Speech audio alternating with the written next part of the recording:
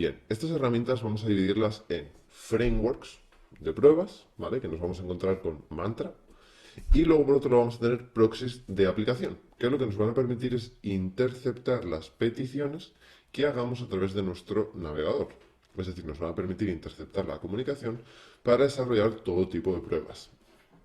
En cuanto a los proxies, tenemos tres posibles opciones. La primera de ellas va a ser Burswip.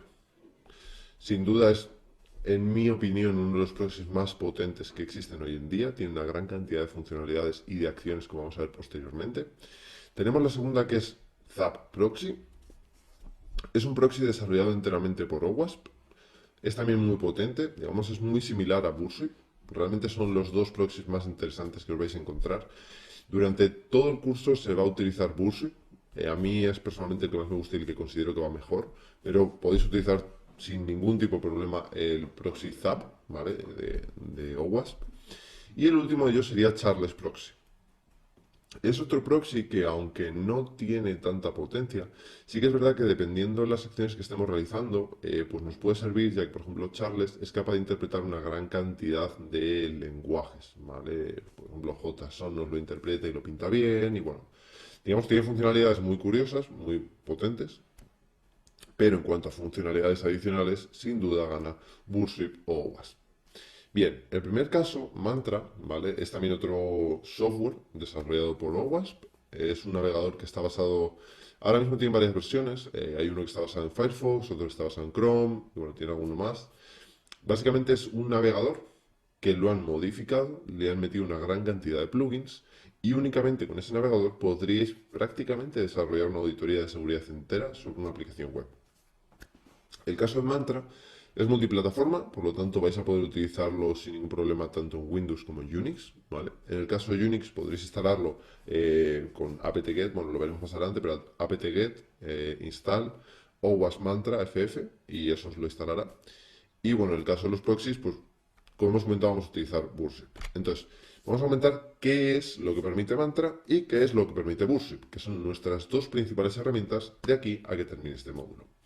Bien, ya hemos comentado que Mantra es un navegador modificado con plugins y algunas de las funcionalidades más interesantes que tiene son, por ejemplo, manipular las cabeceras HTTP de la comunicación que estamos enviando, la capacidad para hacer fingerprinting, es decir, conocer qué es la página web, si tiene algún CMS, si tiene qué tiene instalada la aplicación web, qué servidor lo sirve, toda una información muy interesante, ¿vale? Digamos, está haciendo un proceso de enumeración automática sobre la aplicación y el servidor que la aloja.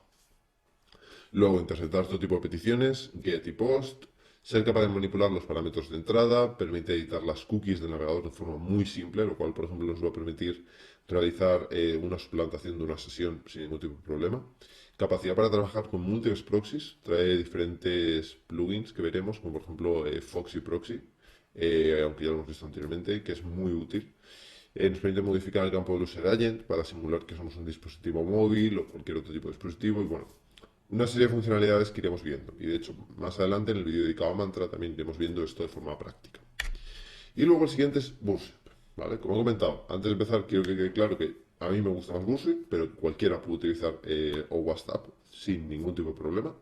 En ambos casos son proxies que nos van a permitir interceptar la comunicación HTTP y HTTPS que estemos enviando y recibiendo.